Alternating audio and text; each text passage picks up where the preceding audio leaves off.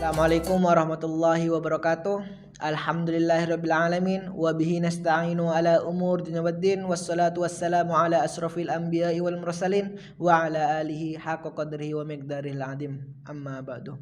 Pertama-tama marilah kita panjatkan puja dan puji syukur atas kehadirannya Allah Subhanahu wa taala, karena dengan rahmat dan hidayahnya kita bisa berjumpa kembali di channel PTI TV dengan program BSM Bincang Santai Malam.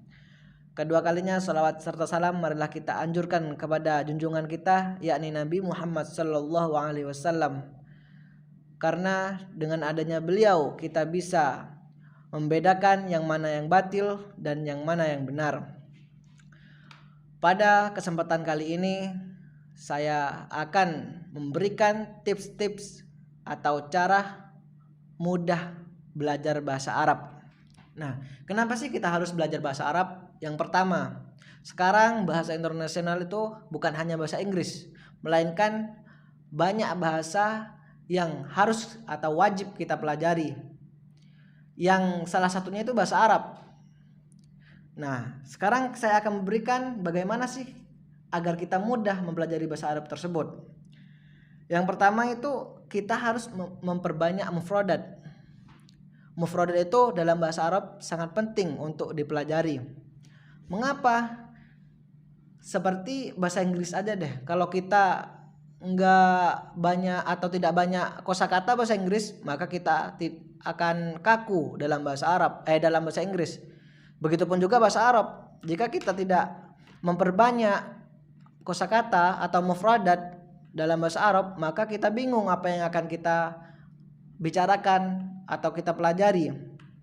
Itu intinya, yaitu yang pertama mufradat, kita harus memperbanyak mufradat. Nah, yang kedua, bagaimana agar kita tidak cepat lupa atas mufradat yang kita udah pelajari. Yang pertama, kita harus banyak praktek. Nah, dalam pengalaman saya waktu mondok di pesantren Ulil Albab, yaitu ketika setiap hari saya mempraktikkan kepada teman-teman saya. Seumpamanya ustadz saya memberikan mufradat akala yakulu, makan. Nah, ketika saya mau bicara sama teman atau teman menanyakan saya mau kemana, nah pas waktu itu saya mau makan, saya jawab dengan saakulu. Nah, yang artinya saya akan makan. Nah, atau kosakata yang lain juga bisa, seperti mau ke kantin, mau kemana, mau ke sirkah. Itu tidak apa-apa bagi kalian yang belajar bahasa Arab untuk dasar atau pemula. Untuk disambung kata dengan bahasa Indonesia itu tidak apa-apa. Yang penting kita praktek, setiap harinya kita praktek. Yang kedua, kita kapan sih yang agar mufradat kita tidak cepat hilang? Kapan waktu menghafal yang tepat untuk mufradat tersebut? Biasanya di pondok-pondok pesantren itu sebelum sholat tahajud atau setelah subuh. Nah, murojaahnya kapan? Malam setelah isya itu murojaah. Nah, di waktu itu setelah sholat isya, biasanya kalau di pondok pesantren itu ada namanya muhadarah, yaitu atau hiwar lah, percakapan antar santri biasanya. Nah, di situ kita dihadap-hadapkan dengan santri, bicara bahasa Arab yang kita udah kuasai. Tidak harus bahasa Arab semua, kita potong-potong juga tidak apa-apa. Yang penting kita praktekkan dalam hiwar tersebut. Nah, bagaimana kalau kita tidak mondok atau kita sekolah di luar? Bagaimana caranya agar kita bisa pintar dalam bahasa Arab namun tidak punya teman?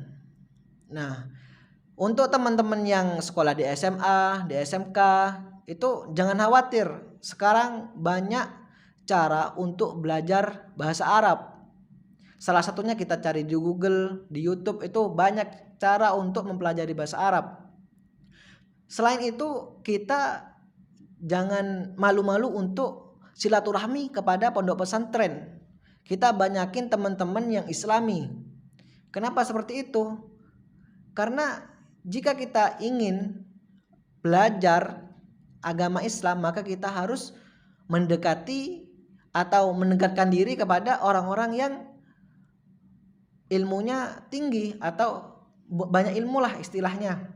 Seperti ada kata-kata, kalau kalian dekat dengan orang yang menjual minyak wangi, maka kalian akan wangi. Jika kalian dekat dengan orang yang kotor atau bau, maka kalian akan ikut bau. Seperti itu kata-katanya. Maka kita harus melihat lingkungan kita juga. Jika kita ada di luar lingkup untuk jauh mempelajari bahasa Arab, maka kita mendekatlah di mana kita bisa belajar bahasa Arab. Kita jangan malu-malu, wah itu lebih mudah dari saya, masa saya akan belajar kepada dia. Jangan sampai mempunyai pikiran seperti itu. Karena kita belajar ilmu tidak membatasi usia. Mau usia 20, 30, 40 sampai akhir hayat itu kita wajib ilmu, wajib bagi seluruh umat muslim, tidak memandang usia, entah itu dari 20, 30, 40, 60 sampai akhir hayat kita wajib menuntut ilmu. Jadi tidak ada istilah kita malu untuk mempelajari ilmu kepada orang yang lebih muda dari kita.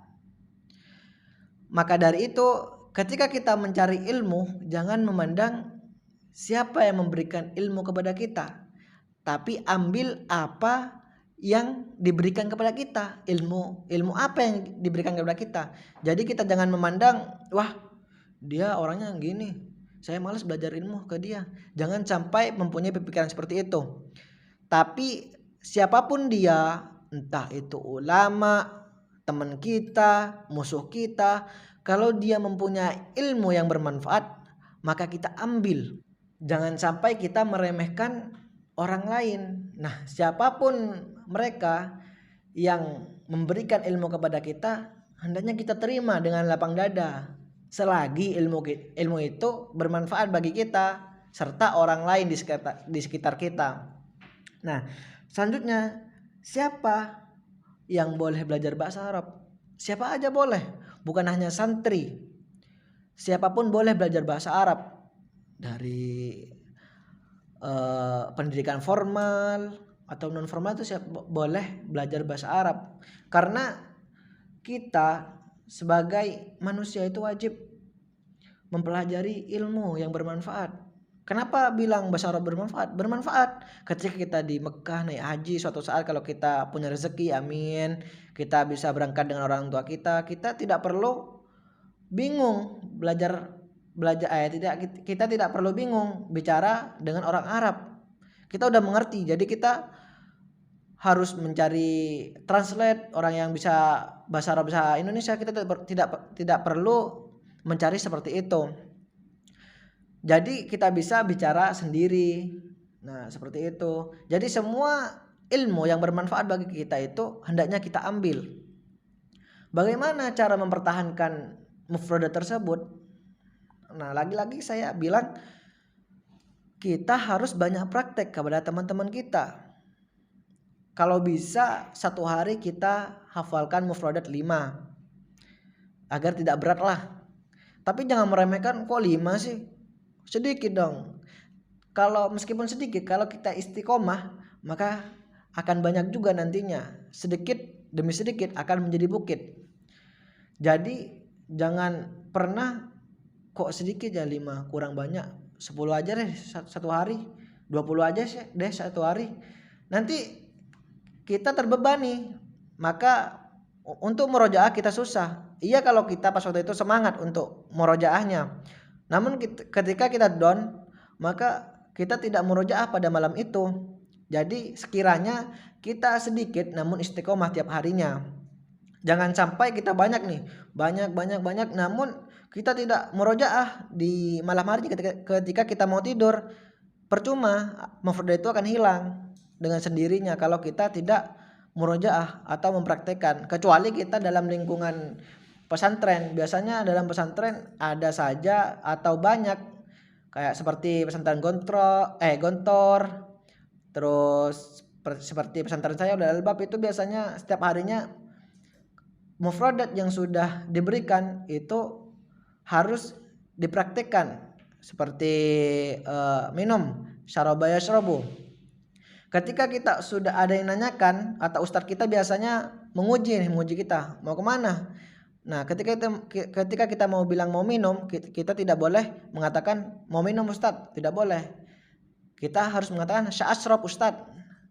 Ketika kita melanggar, biasanya di pesantren saya itu disanksi, yaitu bayar 5.000, kadang dijemur, kadang keliling halaman, kadang baca yasin, seperti itu.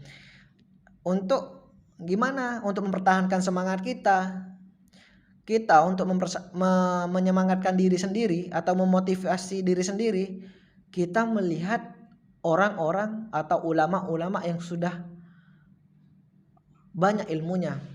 Jadi, wah, saya ingin seperti beliau. Kita punya rasa keinginan untuk menjadi atau banyak ilmu seperti beliau. Jangan melihat ke bawah. Ya, kalau kita melihat ke bawah, sudahlah. Saya lebih pintar daripada dia kok. Nah, kalau kita melihat ke bawah seperti itu, kita tidak akan maju-maju kecuali kita melihat ke atas.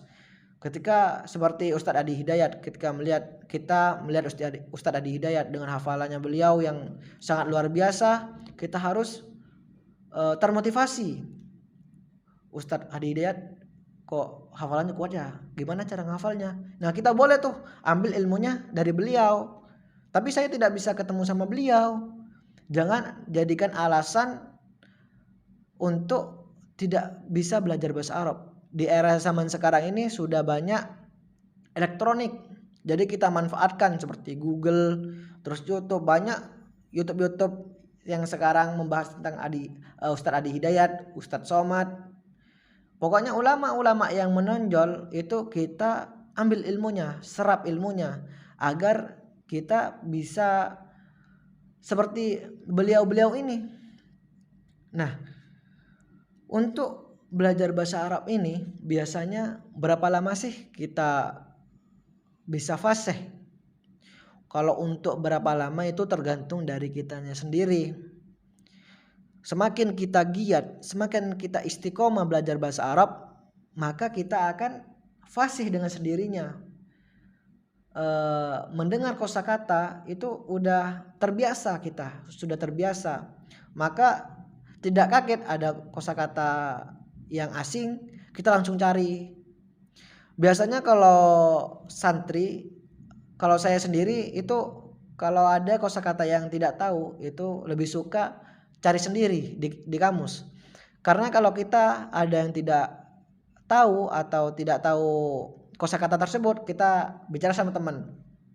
Terus kita tidak tahu kosakata tersebut apa ya artinya. Saya tidak tanya ke teman apa artinya itu. Saya tidak pernah tanya seperti itu. Saya cari di kamus. Apa ya artinya tadi yang dikatakan teman. Jadi ada penasaran. Nah, selain kita bisa mencari kosakata tersebut, kita bisa melihat kosakata yang lain. Biasanya kalau di pondok pesantren itu setiap harinya kita membawa buku kecil untuk mengingat. Ketika kita ada nih pas waktu subuh kita dikasih mufradat. Kita dikasih mufradat 5. Kita hafalkan. Nah, ketika kita sekolah madrasah diniyah, itu kita dibawa kemanapun kita sekolah formal kita bawa. Jadi ketika kita lupa, oh ini mufradat yang tadi pagi Ustadz kasih, nah kita hafalkan. Ketika ada teman kita, jadi kita nggak kaku bicara bahasa Arab. Seperti ini. Kalau teman-teman di luaran sana sulit belajar bahasa Arab, saya sarankan jangan mempunyai rasa rendah diri. Saya anak SMA loh, masa iya saya bisa bahasa Arab? Jangan sampai mempunyai rasa seperti itu. Kita hendaknya mempunyai rasa ini loh, saya anak SMA, saya bisa belajar bahasa Arab, bukan hanya santri. Tunjukkan rasa seperti itu, jangan sampai rendah diri. Ya, saya anak SMA nggak mungkin bisa belajar bahasa Arab. Siapapun bisa belajar bahasa Arab. Asalkan kita punya keinginan tinggi. Bukan hanya belajar bahasa Arab, bahasa Inggris, Mandarin, Prancis, Jepang itu. Kalau kita mempunyai keinginan yang tinggi, maka kita akan cepat atau bisa mempelajari bahasa asing tersebut. Kalau bisa yang di luaran sana, yang di SMA, di SMK, kita punya sahabat yang bisa diajak kompromi. Ayo kita belajar bahasa Arab. Kalau bisa juga les lah bahasa Arab ke guru-guru yang sudah berpengalaman dalam bahasa Arab. Nah, yang pondok pesantren juga jangan sampai kalah. Masa iya kalah dengan lulusan SMA? Jangan sampai wah, saya kalah dengan lulusan SMA, malu kita sebagai santri. Sebagaimana yang SMA pun juga harus mempunyai rasa seperti itu. Jadi kita saling berjuang, saling mendorong untuk belajar bahasa Arab. Karena bahasa Arab itu inti dalam mempelajari Islam, mempelajari agama kita, yaitu agama Islam. Kenapa seperti itu? Ya karena dari kitab Al-Quran atau kitab kuning itu pakai bahasa Arab, kecuali yang sudah diterjemahkan.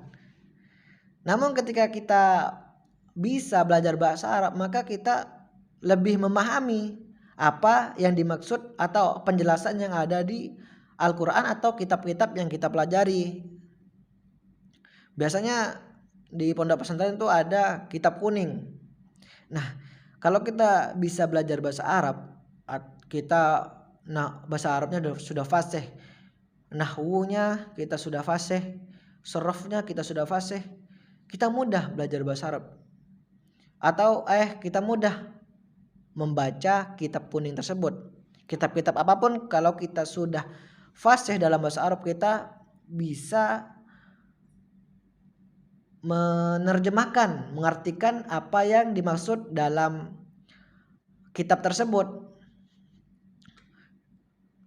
Pengalaman saya di SMA pun ada belajar bahasa kitab atau belajar bahasa Arab seperti nahwu, sharaf, itu di SMA juga ada.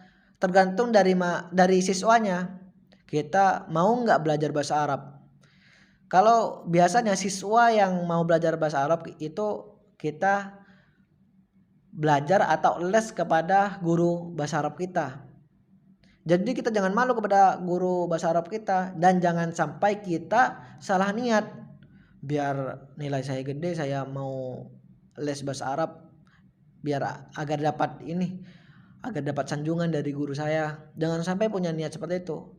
Niatnya cuma satu, yaitu nuntut ilmu. Kalau kita niatnya nuntut ilmu, dari mulai kita berangkat dari rumah sampai pulang kita dijaga oleh malaikat. Jadi ketika kita meninggal, naudzubillah, kita syahid pas waktu itu, pasti masuk surga. Jadi jangan karena jauh kita gak mau belajar bahasa Arab, jangan sampai seperti itu. Sekali lagi untuk teman-teman, semangat untuk belajar bahasa Arab. Yang pertama, kita satu hari kita harus menghafal mufradat. Yang kedua, sering-sering praktek. Yang ketiga, murojaah. Jadi pagi kita belajar bahasa Arab atau menghafal mufradatnya. Nah, di siangnya kita udah praktek ke teman-teman kita, ke sekeliling kita, banyak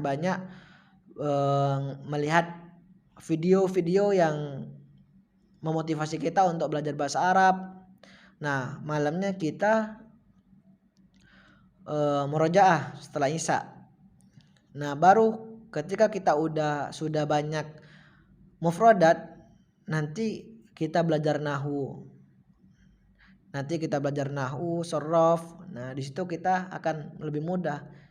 Kenapa nggak belajar bahasa nahwu sharaf dulu? Biasanya kalau kita belajar nahwu sharaf dulu itu, kalau kita masih sedikit, maka mufradat kita masih sedikit, maka kita bingung apa yang dibicarakan atau yang dijelaskan dalam nahwu sharaf tersebut. Nah, ketika kita sudah banyak kosakata, maka kita akan mudah memahami nahwu sharaf tersebut. Sekian dari saya. Mohon maaf jika ada salah kata dari awal sampai akhir. Wassalamualaikum warahmatullahi wabarakatuh.